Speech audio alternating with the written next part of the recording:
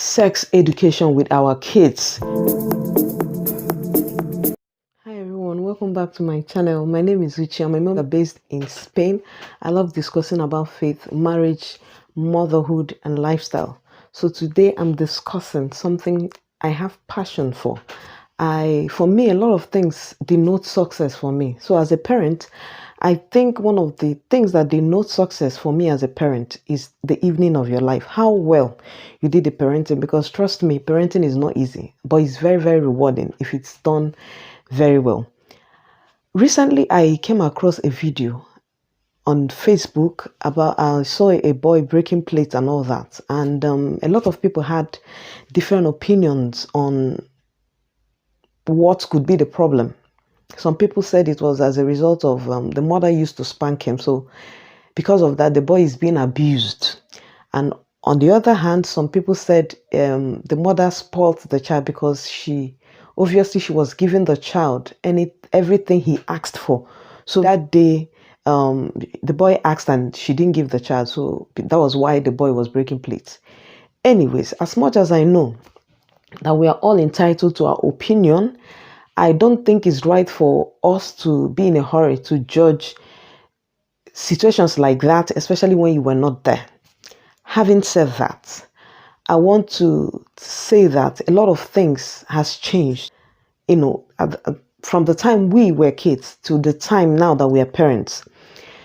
And I want to discuss some of the things that we had as kids that has helped us, and some things that we didn't have that we are seeing now that is also helping. So I'll just jump right into the list.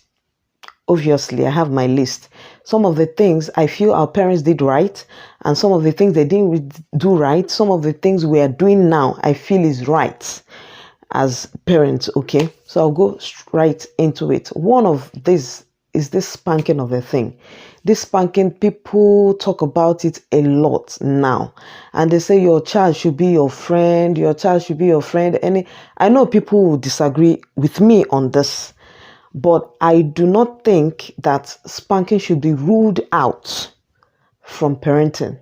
Honestly, I do not think. These days we have just most of the modern parents now, we have just 2 kids, 3.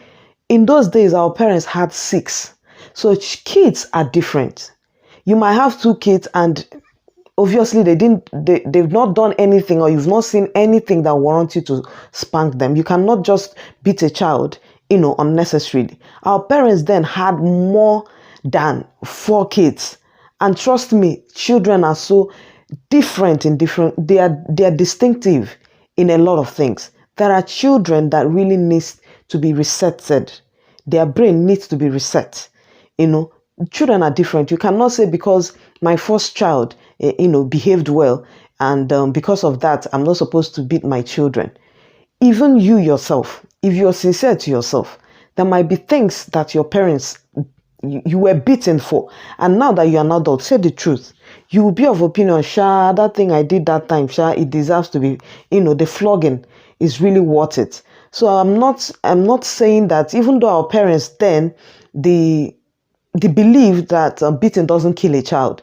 So they beat at every slightest thing. If you break a plate, why? If you do any slightest thing, they beat you. I remember when I fought with my sister at a very young age, my mother would beat us. Have you seen me have you seen me fighting with your daddy before? She will flog us. Why? Have you seen me fighting with your uncle Maurice? Why? Have you seen me for every name, all her siblings? Have you seen me she flogged us for every name. And trust me, after that day, I never got indulged in physical fight with my elder sister ever again. So I'm not saying that flogging is the best discipline, but flogging should not be ruled out of parenting. It is in the Bible. A lot of people always argue, spare the rod and spoil the child. How did you know that the rod is a cane? It could be discipline. Yes, I agree. But there are lots of verses in the Bible that you will see that flogging is is not wrong. It is not wrong. The only thing is just that if you flog a child with one hand and you use the other hand to bring the child and explain to the child most times why you did what you did. But telling me that flogging should be ruled out of parenting, for me, this is my opinion, it should not be ruled out. Some children really needs to be spanked. Yes. After modern parenting said your child should be your friend. I agree. But for me, I'm saying be a parent to your child first before you become a friend to your child. A child of 4 years that is misbehaving, you're trying to be the friend. The child will not understand what you're doing. He will misuse that opportunity. So for me, be a parent to your child before you become a friend to your child. Yes. Number 2, it takes a community, or it takes a village to train a child. In our own time as kids, we understood that it wasn't only our parents that should train a child. If a child has to be useful, you have to hear, other people's opinion about what your child does, because sometimes children, some children pretend. Here, for example, where I live in, when you want to collect the results of your children, they don't give the children the results. Like during our own time, we're being given the results to give our parents. Now, the parents are asked to come to the school. They will show you the results and they will tell you your children's character. And when you get home, you find out that 99% of all the things they said your child used to do, whether the child is a very quiet person, whether he's very organized, whether the child is violent, and within you, 99% of what the teachers tell you that your child does, it's always correct. And these days, mothers especially, they don't even want anybody to correct their children. You see a small boy, mommy, this auntie beat me, this auntie shouted at me. You see the mother will drag who is that auntie, please, this is not the way I train this is not the way I beat my children. If my child does anything, you come and tell me. I know how best to treat my child. Something must have made him. No, in our own time, it took a village to train a child. Now, but for me, I'm of the opinion that we should hear what others have to say about our kids. It will help us. Not that we'll take all that people tell us, but it will help us to know the direction or some of the characters or some of the things our children do that maybe we're neglecting or maybe we didn't have idea of. I don't know if you're getting me. So let us have an open mind that it takes a community, it takes a village to train a child. Only you cannot train your children. Number 3, sex education with our kids. This one, I'm giving it to the modern parents and I'm giving it to us because our parents, they failed. I don't know about you, but I know majority of us then, we did not get any form of sex education from our parents. The ones that we got from either neighbors. Yes, so a lot of people, when they see a lot of girls, the one I got from a neighbor, and I was so lucky that the person is a God-fearing girl because it was a young girl. So I was lucky enough. A lot of people, their mothers told them, if a man touches you after this time, you will get pregnant. Some will tell you, don't go close. That's the only sex education. Don't go close to a man. If you get close to a man, the hand will do this. You're pregnant. This one, that one. And they will not want to discuss anything. If they see you with a man, a male friend, you are in trouble. Then if you start avoiding male, at the age of 24, they will start telling you, Okereke's daughter, we are going for Okereke's daughter's traditional wedding. When is your own? And who will now marry the child?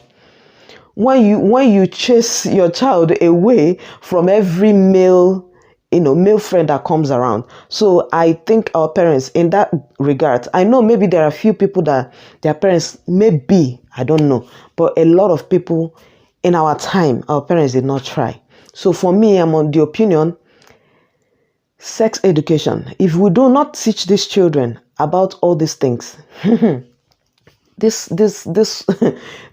jet age is tear eye, reach here. So we need to teach our children about the body parts, teach teach them about the body parts, tell them about this sex education. And in this world that a lot of people don't know, they don't fear God. If you chase your male children or your female children from a opposite sex, the other way around might be a problem. So it's better we are open to our children, tell them about these things. Let us see their friends. Don't chase them away from the opposite sex. Let us know who their friends are. Then you can always, advise them. We all know that what an adult sees, sitting down, they cannot see it even if they climb on top of the tree. So friends, both their friends, if it's a male, their boyfriends and their girlfriends, let us know who they are. Then we can advise them. This one is good, this one is not good. Then they can be free with us. Okay, so on that note, I feel our parents did not try. The modern parents are getting it to a large extent. They are getting it. Okay, the fourth one is chores. A lot of people are leaving the chores for the help, the nannies. In our own time, we did the chores. I don't know about, but majority I'm talking about, I know there might be rare cases, but in our own time, we did our chores. In those days, our parents had time. A lot of mothers then were civil servants, but now we are all working mothers. We are pursuing our purpose and all, which is okay. But what I'm saying is we should enroll our children in these chores. Before I got married, the last help we had, she was 8 years when she came to our house. And I can remember vividly, she was wearing this princess gown. She was 8 years, but she wasn't tall. So she looked younger, way younger than an 8-year-old. But she came as a help, meaning that she was okay. So I don't know why I will have an 8-year-old now and he will not know how to wash a plate, or he will not know how to dress his bed, or he will not know how to help out in one thing or the other. Okay, so I'm on the opinion that we shouldn't leave everything. As much as we are pursuing our careers and all that, we shouldn't leave everything, all the chores, all the things. We shouldn't be training the nannies, and our children are wasting away. Shopping sometimes, allow them to make choices, and if you allow them to do these things, you can tell how they reason, the things they can do and the things they cannot do. Allow them to do these things. You're helping them. When you're not around, they can do all these things. All right. Fifth one is check our children. We have to be checking our children. We are too busy these days. Our parents then tried. Now we don't check our children's. Once in a while, check your children's bag, so that it will not be like your child is taking things and you don't know. That will be a very big challenge. And under your roof, a child is, stealing and all that. Check their bags, know what they have and what they do not have. Check their bodies. If you have grown children, maybe 7, 8, 9, 10, 11, they can bath on their own. But once in a while, check their bodies. Tell them their body parts that nobody should touch. This world, there are a lot of sick people out there. Tell them the body parts that nobody should touch. And of course, this one is very common. Do not allow your children to sit on the lap of anybody, male or female. Children do it unconsciously. It's not something you do harshly. You can talk to them and let them see reasons that they shouldn't sit on anybody's lap. Any auntie or uncle, as Africans, they shouldn't sit on anybody's laps. And there are some parts of their body nobody should touch. And even them, they shouldn't be touching it if they don't have need for it. If it's time for you to use it and put it back where it's supposed to be. So we are supposed to tell our kids these things. Let them know the right from the wrong. Basically, let them know the right from the wrong. The last but not the least is train your child in the ways of the Lord.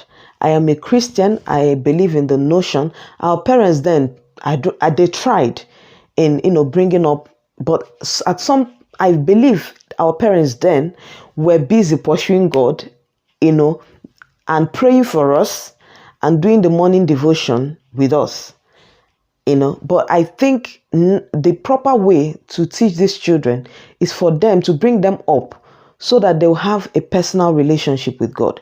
So that when they go to college and all that, they will understand that this is what they're supposed to do. Even if you're going to work in the morning, make sure that your children, they do their morning devotion.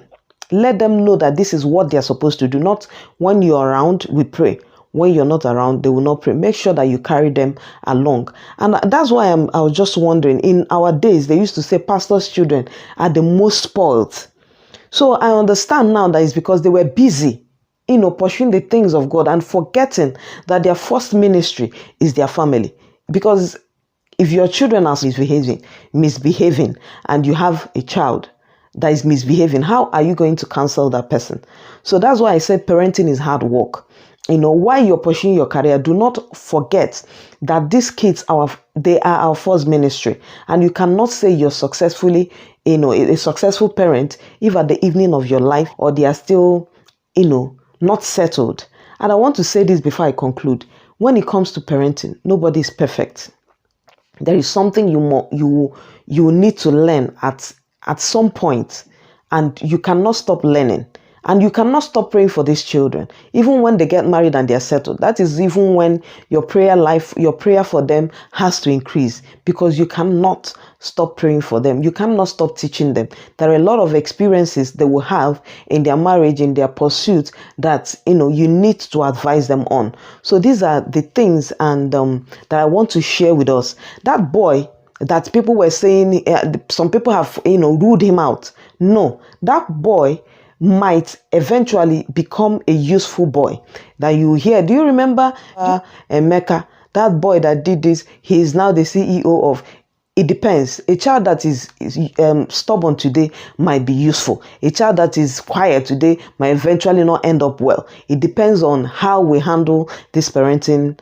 This parenting is something I have each time I see a well-behaved children. And a lot of them that I observe, I notice that their parents, they are friends to their kids, but they are also strict. They are very, very strict, just like our parents. Do you remember in those days when some of these children, especially America, when they are stubborn and they don't hear word, their parents, few that I know that their parents brought back to Nigeria. I have asked questions about them now, and most of them were useful. So why do we want to throw away all the things we had as kids? Well, we just want to throw everything away and embrace, like Africans. When we learn something, we learn it and overdo more than the people that brought the things to us. A lot of people are so busy. They said, I will give my children everything I didn't have. Everything. Christmas period is, we eat chicken. We eat chicken once in a year. So they would, every day they are stuffing their children with chicken, rice, fried rice. What about the things we had? That has built us, that has wired us the way we are, that we can strive. Those things that we had, that has helped us. Those things that has wired our senses, that has made us responsible. The toys that we buy for these children, they are good, but these children, they grow them. But the morals that we put into these children will go with them. I used to teach my children, I used to tell my children, not only my biological children, my children in church, I used to tell them, I call them my kids because I teach them. I used to tell them, how you know a very responsible child is what you do when your parents are not around, not what you do when your parents are around, because probably you're doing it so that they will not get angry. But those things, you do when your parents are not around, so that when they come inside, they will say, that means what they are training you is. So let us try. Let us build a better generation. Let us not throw away all those the training that we had that has helped us. Let us imbibe it in our children and also add the little. We should not, take all these things. It's not everything that we get from the Western world that we have to imbibe. We have our culture as a people, so we shouldn't throw it away. Let us imbibe the things that we had that has helped us, and the things that we have learned that we think should help us. Let us teach our children respect. A lot of children are so not well behaved. They will see somebody else, they will greet you only when they are with their parents.